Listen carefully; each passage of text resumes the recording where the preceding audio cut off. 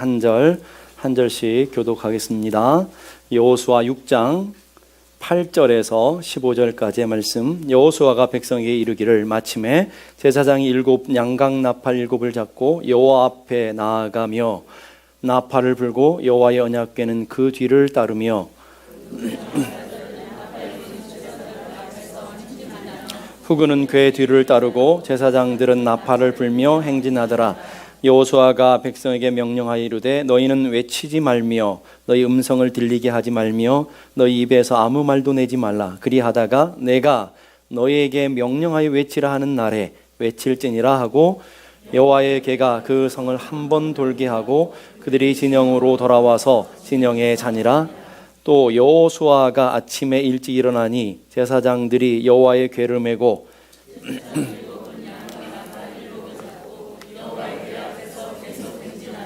나팔을 불고 무장한 자들은 그 앞에 행진하며 후군은 여호와의 궤의 뒤를 따르고 제사장들은 나팔을 불며 행진하니라.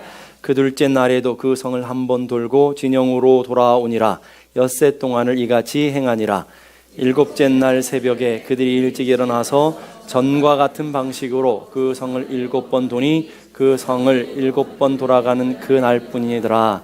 아멘. 지하철에서 청년들이 큰 소리를 내면서 싸우고 있었습니다. 그 옆에 할아버지가 참고 참다가 꾸짖으면서 하시는 말이 너희들 이렇게 왜 시끄럽게 떠들고 싸우냐? 여기가 교회인 줄 아냐? 이랬다는 거죠. 이런 유머 같은 이야기가 오늘 이 시대의 교회의 모습을 보여주는 거죠. 교회는 시끄럽다, 교회는 떠든다, 교회는 싸우는 곳이다 하는 참을 수 없는 존재의 가벼움을 갖고 있는 것, 이게 교회의 원래의 모습이 아닌데 오늘 우리가 변질된 교회의 모습들을 보게 됩니다. 여호수아는 백성들에게 여력을 돌게 하면서 주신 당부의 명령이 10절에 나와 있습니다. 10절 말씀 보니까 너희는 외치지 말며 너희 음성을 들리게 하지 말며 너희 입에서 아무 말도 내지 말라. 오늘 제가 이 10절의 말씀을 읽으면서 강조한 단어들이 있죠. 말며 말라. 이 강한 삼중의 부정의 강조를 통해서 하나님이 얼마나 침묵을 원하시는지 침묵에 대한 이야기들을 함께 나누게 됩니다. 오늘 보면 너희는 외치지 말며 고함을 지르지 말라. 작은 소리도 내지 말라. 그리고 한마디도 입 밖에 내지 말라라고 강조하고 있다라는 거예요. 왜 하나님께서는 이 군대가 움직이면서 큰 소리로 군가도 부르고 소리를 질러야 사기도 오르고 힘이 날 텐데 하나님은 이스라엘 백성들로 하여금 침묵을 명령하고 계시느냐 하는 거죠. 오늘 여러분의 삶의 모습을 한번 보면 돼요. 여러분이 힘들 때 입을 벌리면 어떤 얘기가 나오든가요? 죽겠다, 안 되겠다, 망하겠다, 때려치자 이런 얘기들이 나오겠죠. 여러분들이 힘들고 어려운 일을 당했어요. 여러분의 삶에 고통이 있어요. 그러면 어떤 말들이 나오든가요? 부정적인 것, 탓하는 얘기들이 나오게 되죠. 잘 되면 내 탓이지만 안 되면 와이프 탓이죠. 잘 되면 내 탓이지만 안 되면 조상 탓해요. 잘 되면 다 내 덕분에 잘 되는 거지만 안 되면 교회 때문에 안 된다라고 생각하는 거죠. 교회 때문에라는 말은 곧 하나님 때문에 내가 이렇게 안 된다라고 생각하는 사람들이 교회 다니는 분들 속에 얼마나 많은지 몰라요. 가정에서도 그렇고 교회에서도 그런 거예요. 여러분 두 분씩 짝지어서 한번 해보십시다. 옆에 분에게 너 때문이야 한번 해보십시오. 네, 손가락을 하면서 너 때문이야 라고 얘기해 보세요. 야, 그러면 이 너 때문이야 하는 이 손가락에는 굉장히 놀라운 진리가 담겨져 있어요. 하나의 손가락은 너를 향하지만 세 개는 나를 향하고 있죠. 그 말은 너 때문이야 하는 말 속에는 다 내 때문이야 라고 하는 놀라운 진리가 담겨져 있고요. 거기에 더 놀라운 진리가 있어요. 우리가 남 탓하고 있을 때는 누구 탓하고 있다고요? 엄지손가락은 하나님을 향하고 있다. 이게 바로 탓이라는 거예요. 그러니까 하나님이 우리의 입을 다물라고 하는 거예요. 너 때문이야 하는 말은 하나님 때문입니다 라는 말이고, 너 때문이야 라는 속에는 나 때문이지만 내가 핑계대고 이 문제를 회피하려고 하는 마음들이 있기 때문에 입을 다물라라는 거예요.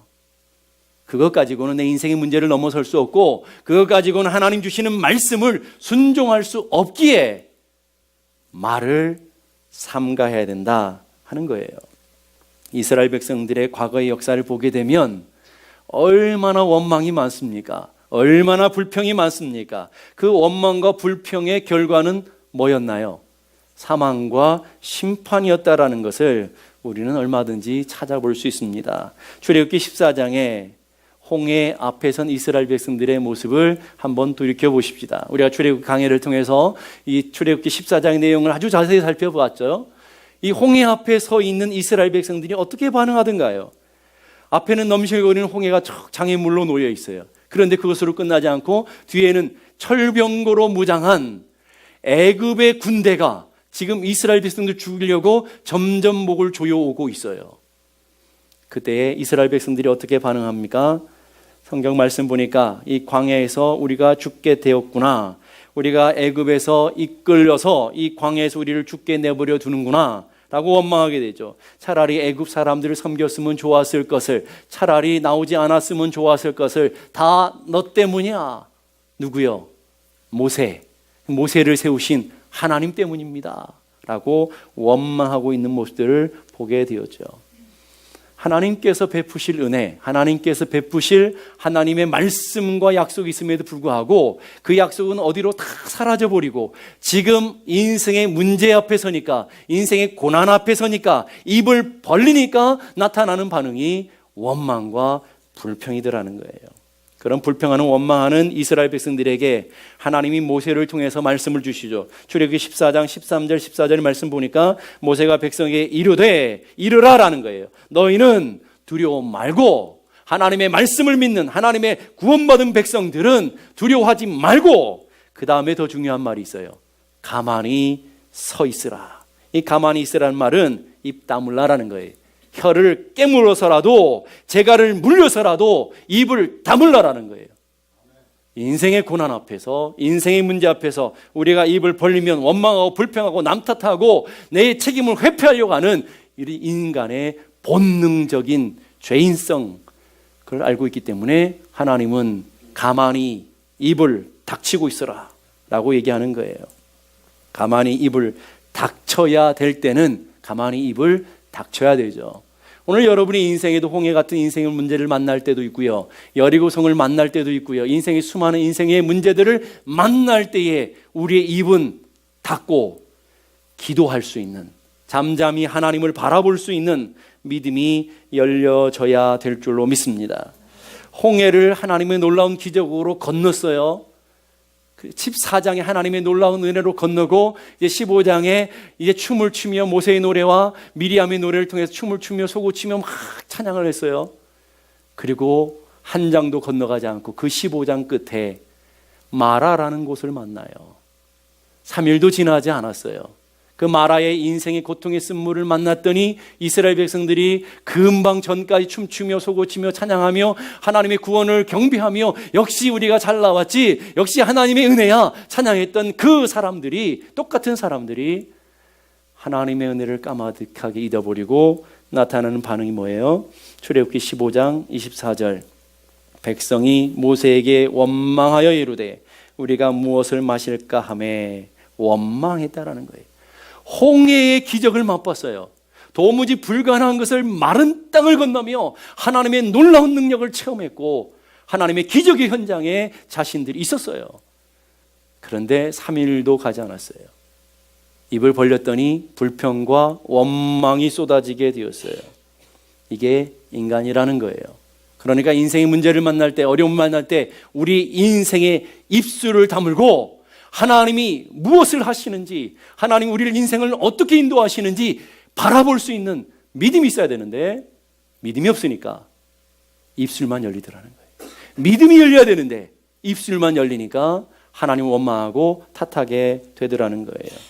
부정적인 말이 얼마나 무섭고 얼마나 전염성이 크며 이 말이 얼마나 우리 인생을 파괴할 수 있는 것인지를 가장 잘 보여주는 말씀, 사건이 민수기 14장에 나와요. 민수기 14장의 말씀은 이스라엘 백성들이 가나안 땅을 정탐했어요. 그리고 돌아와서 보고하는 거예요. 40일을 정탐하고 돌아와서 보고하는데 10명과 2명으로 이렇게 나눠져요. 10명이 보고하는데 거기 가봤더니 야, 참 좋긴 좋더라마는 거기는 거인들이 살고 있는 도무지 우리가 넘어설 수 없는 땅이요, 거기는 우리를 삼킬 만한 땅이더라. 거인들이 있어서 그들 앞에서는 우리는 메뚜기와 같더라. 도무지 못해, 불가능해, 안 돼, 거기는 도저히 이길 수가 없어, 우리 가지고는 안 돼, 이렇게 불평하고 원망하고 있는 거죠. 2명 여호수아와 갈렙이 하나님이 주시는 믿음을 가지고 갈 수 있습니다. 우리 하나님이 주신 약속이 있습니다. 우리는 얼마든지 담대하게 이길 수 있습니다. 강하고 담대하십시오. 독려함에도 불구하고 들리지 않는 거예요. 저들은 우리의 밥입니다. 하나님께서 우리를 밥으로 저들을 허락하셨습니다. 그래도 들리지가 않는 거예요. 여러분, 똑같은 소리가 있으면요, 부정적인 소리가 있고 긍정적인 소리가 있어요. 죄인들은 어디에 귀를 기울일까요? 언제나 부정적인 것에 귀를 기울이게 돼 있어요. 그런데 그 말의 파급 효과가 얼마나 큰지 10명으로 시작한 이 부정적인 이야기가 잠깐 동안에 온 백성을 장악해 보더라는 거예요. 이게 말의 전염성이고 이게 말의 파괴성이라는 거예요. 보니까 온 회중이 소리를 높이는데 밤새도록 통곡하며 원망하기 시작했어요. 모세를 원망하고 아론을 원망해요. 하나님을 원망해요. 뭐라고 원망해요? 차라리 애굽 땅에서 죽었으면 좋았을 걸, 니들이 왜 나를 꺼내왔냐, 니들이 왜 우리를 구원했냐, 이렇게 원망하는 거예요. 차라리 광야에서 죽었으면 좋았을 것을 우리가 애굽이 더 낫지 않았느냐, 애굽으로 돌아가자. 그리고는 모세와 아론을 죽일 태세로 덤벼들면서 우리가 이제 지도자 하나 세우고 다시 애굽으로 돌아가자, 반역을 꾀하는 백성이 되었어요. 10명으로 시작했어요. 그런데 60만 대군 장정들이 다 불평에 빠져서 다 들고 일어나서 하나님을 반역하는 모습으로 서 있더라는 거예요. 이게 말이에요, 여러분. 여러분이 인생의 고난의 때, 여러분이 인생의 분노가 찼을 때, 여러분의 마음에 불편함이 있을 때, 여러분의 마음속에 상한 마음들이 있을 때 입으로 터져 나오는 것들은 좋은 얘기가 나오지 않는다는 거죠. 그러니까 하나님께서 입을 다물라라고 하는 거예요.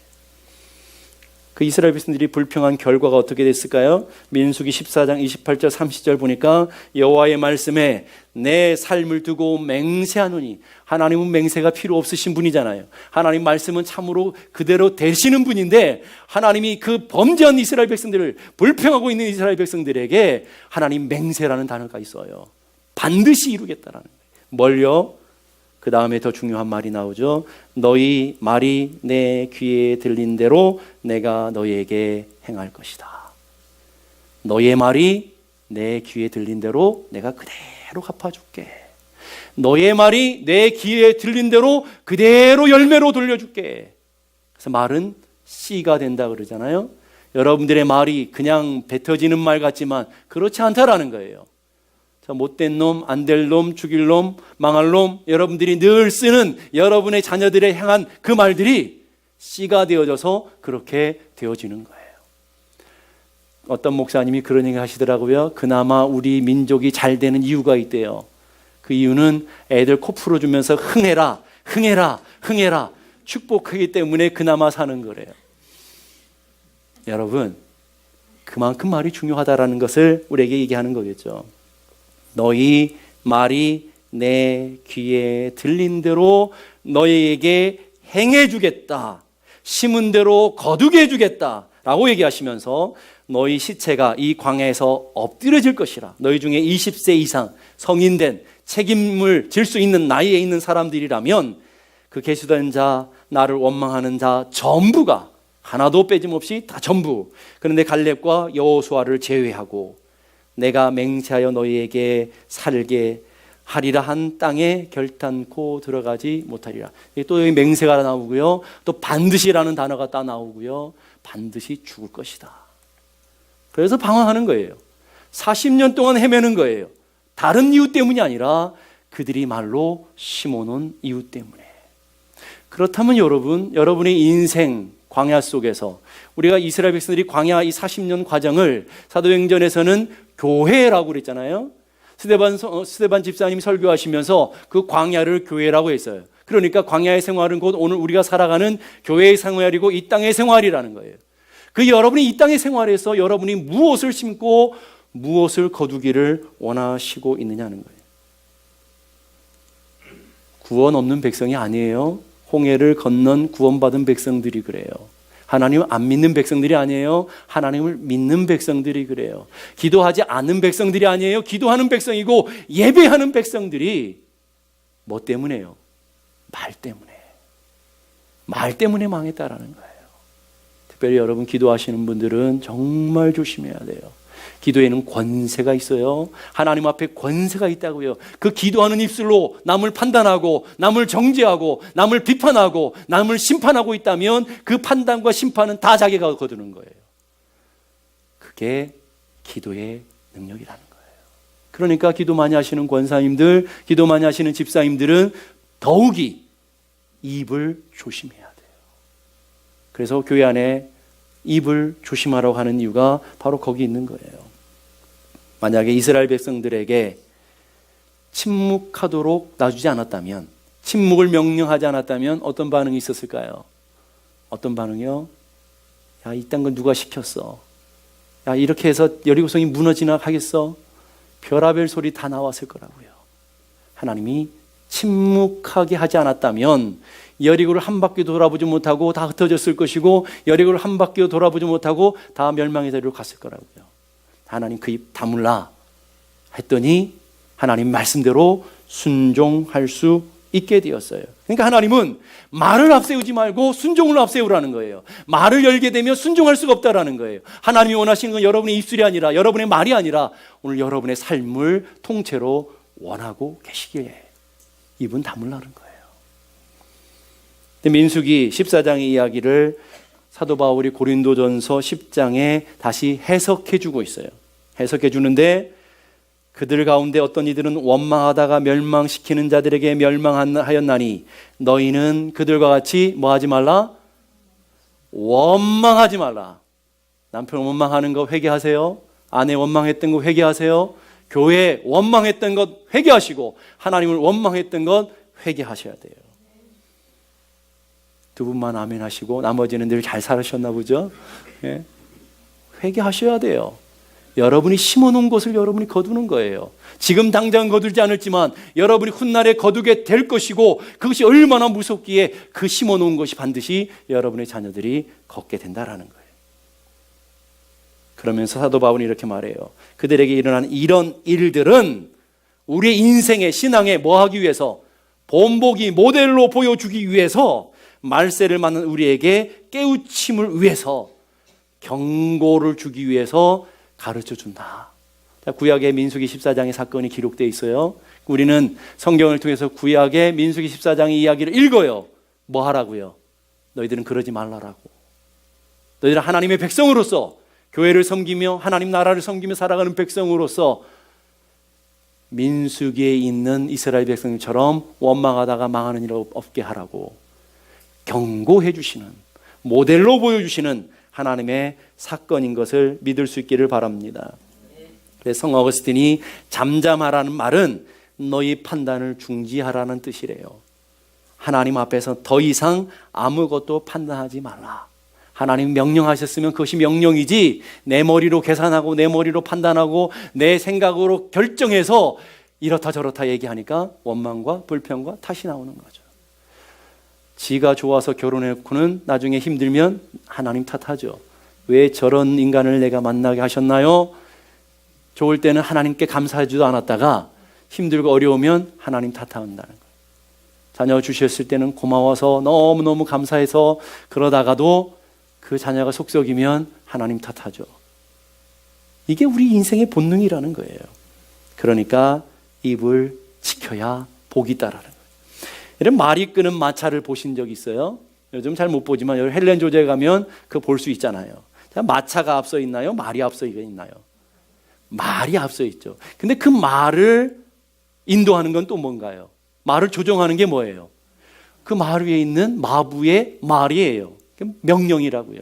그러니까 이 거대한 마차가 움직이는데 거대한 마차 자체로 움직여지는 것이 아니라 말로 이 마차가 움직여지고 있다는 거예요. 여러분의 인생에 거대한 인생이 있어요. 여러분의 인생이 움직여지는 것은 여러분의 말로 움직여진다는 것을 알아야 돼요. 여러분이 심은 대로 거두는 거예요. 그래서 잠언 18장 21절에 이렇게 말해요. 죽고 사는 것이 뭐에 있다고요? 혀에 있다고요. 특히 예수 믿는 사람의 혀는 굉장히 무서운 혀예요. 말 한마디 한마디가 저주가 될 수도 있고 말 한마디 한마디가 축복이 되어서 생명이 될 수도 있다는 것을 기억해야 돼요.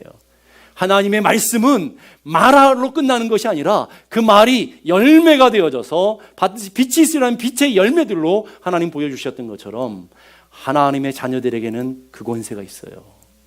성도들에게도 함부로 저주하면 안 되고 자녀들에게도 함부로 저주하면 안 돼요. 다 그 열매를 먹게 된다 그래요. 혀를 쓰기 좋아하는 자는 혀에 뭐를 먹는다고요? 열매를 먹게 되는 것이다. 잠언 21장 23절 입과 혀를 지키는 자는 자기 영혼을 환난에서 보존하느니라. 환난에서 여러분이 보존되기를 원하면 여러분의 입과 혀를 지키라는 거예요. 여기 가서 이 말하고 저기 가서 이 말하고 여기 가서 저 성도 얘기하고 저기 가서 저 성도 얘기하는 것은 하나님 앞에서 엄청난 죄라는 것을 아셔야 돼요. 그게 뒷담화라고 그러지만 하나님은 굉장히 무서운 죄로 다루고 있는 것을 성경은 얘기하고 있어요.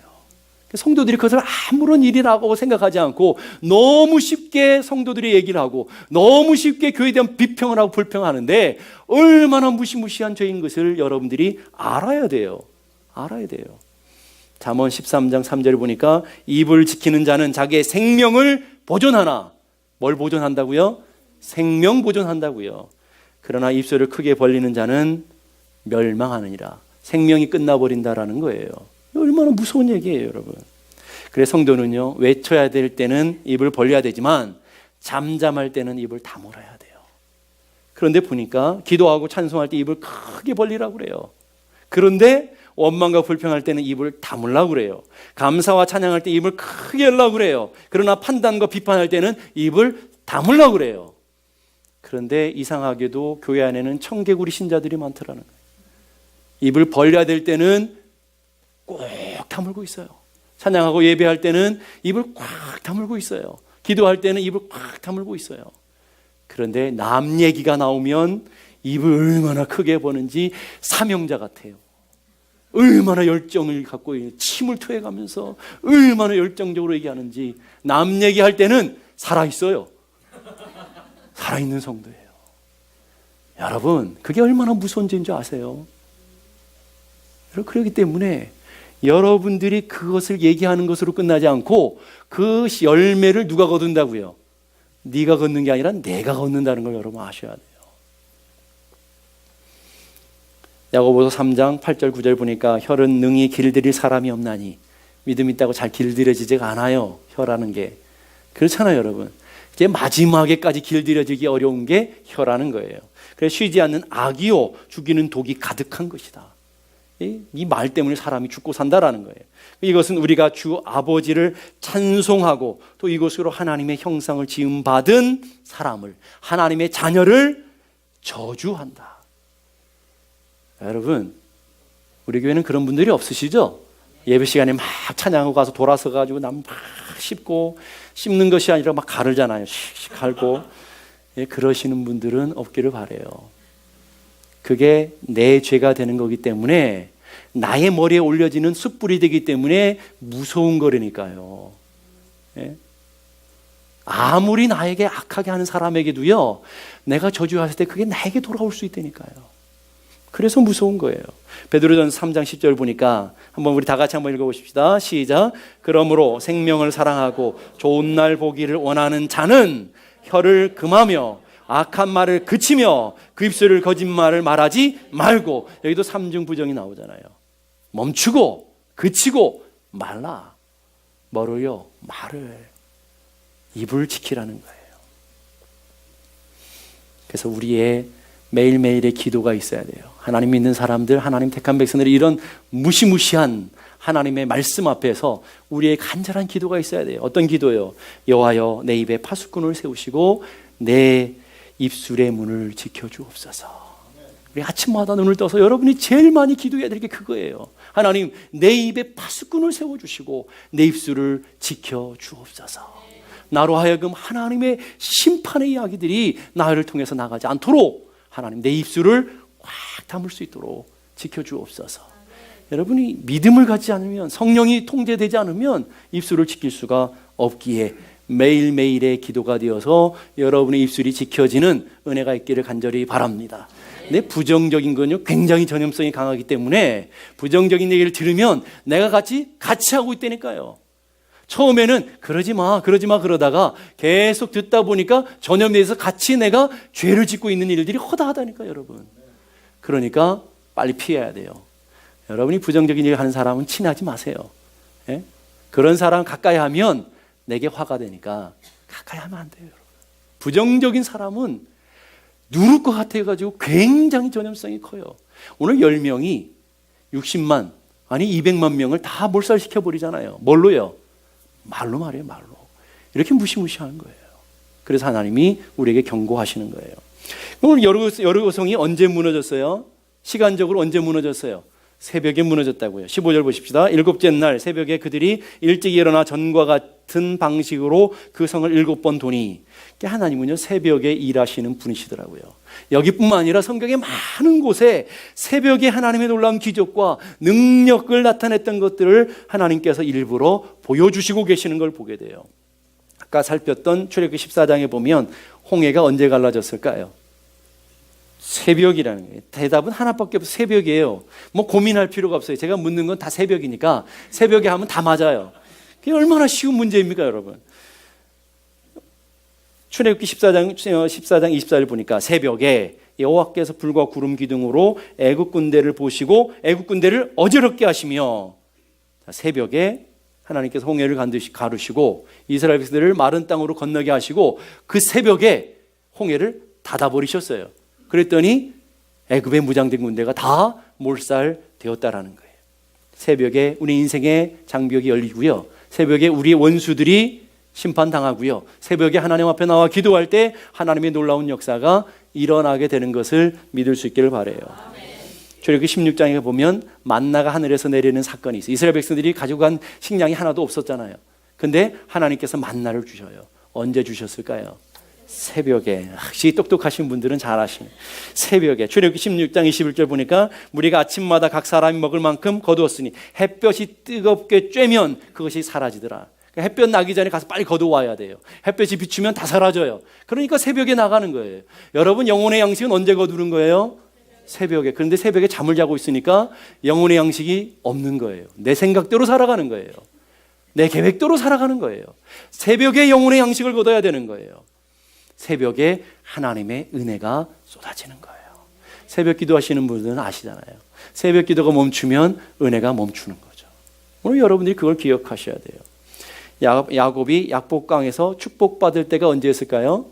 기가 막히게 하시네요. 새벽이에요. 새벽에. 창세기 32장 26절 27절 보니까 그가 이르되 날이 세려하니, 천사가 날이 세려하니 나로 가게 하라. 그리고는 나는 못 보냅니다. 그랬더니 축복해 주십시오. 그랬더니 축복을 받는다고요. 뭐라고 축복해? 너희는 이름 뭐냐? 하나님 모르셔서 묻는 게 아니죠. 내 이름은 야곱입니다. 야곱이라는 말은 남의 발등 뒤꿈치를 잡는 사람이라는 뜻이에요. 남의 것을 빼앗고 속이고 약삭빠른 인생이었다라는 거예요. 그렇게 해서 아버지도 속이고 그렇게 해서 형의 축복도 가로챘어요. 그렇게 해서 라반 삼촌의 것들도 다 뺏어왔어요.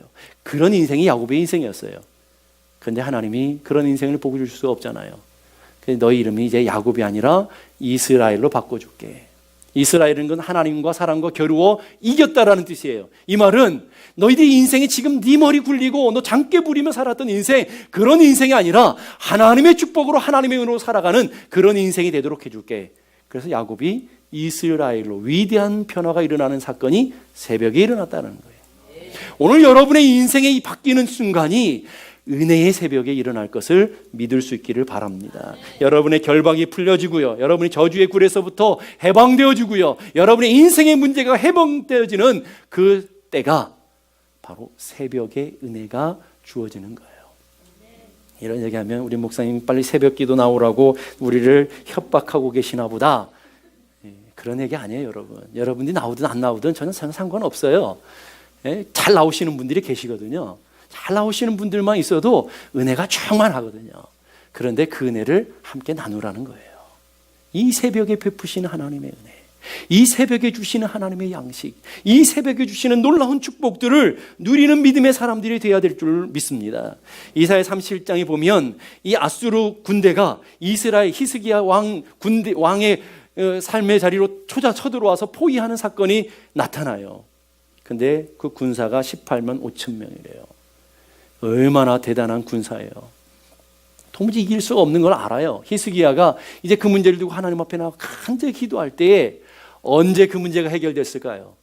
새벽에. 기가 막히네요. 새벽에. 보십시다. 이사야 37장 36절 보니까 여호와의 사자가 나가서 아수르 진군의 18만 5천인을 쳤으므로 아침에 일찍 일어나 본즉 시체뿐이었더라. 하나님이 새벽에 일하셔서 수많은 적군들을 물리쳐 주시고 참 자유와 평강을 새벽에 허락해 주셨다라는 거예요. 여리고성이 새벽에 무너졌고요, 요단강이 새벽에 갈라졌고요, 저주와 사망이 새벽에 해결되어지더라는 거예요. 우리의 인생 가장 놀라운 새벽에 일어난 사건 무엇일까요? 예수님이 부활하신 사건 역시 새벽이었다는 거예요. 누가복음 24장 1, 2절 보니까 안식 후 첫날 언제요?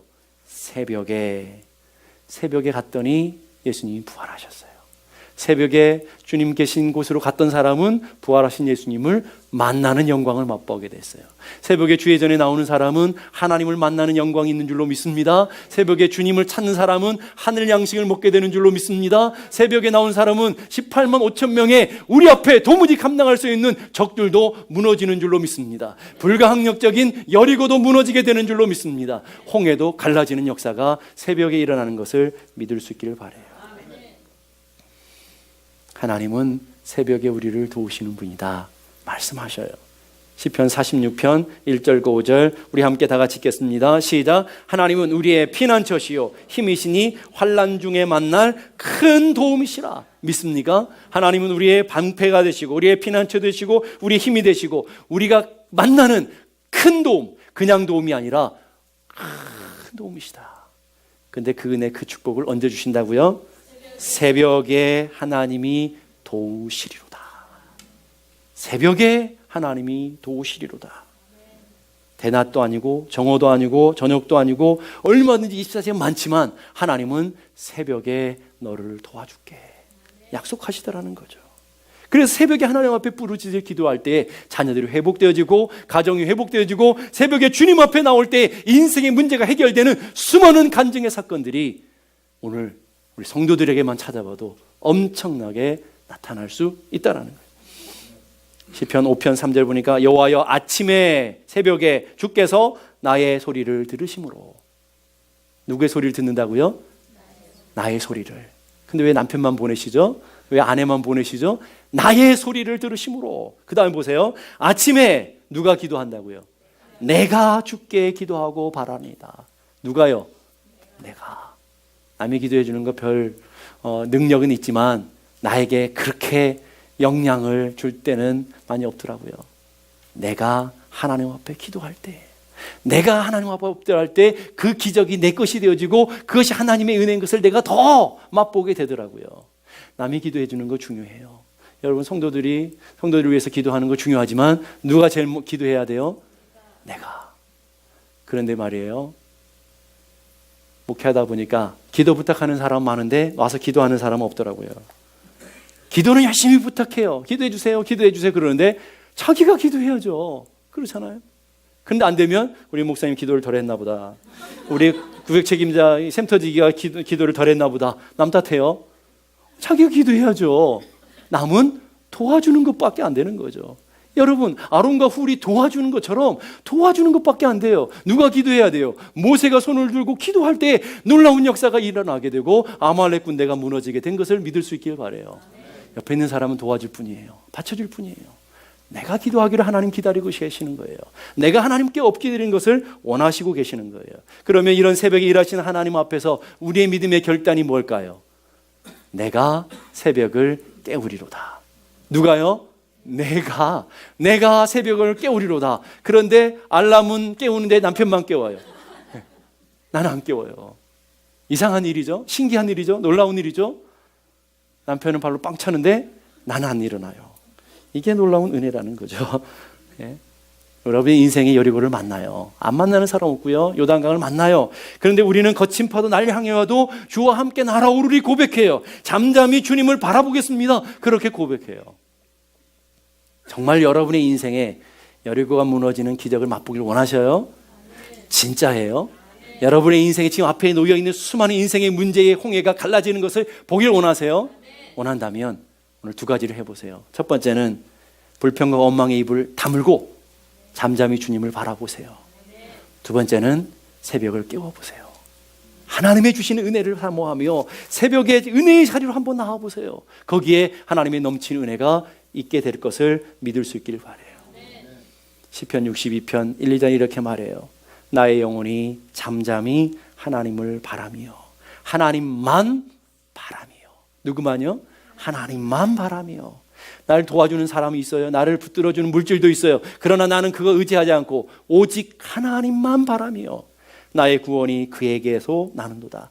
오직 저만 나의 반석이시오 나의 구원이시오 나의 산성이시니 내가 크게 요동치 아니하리로다.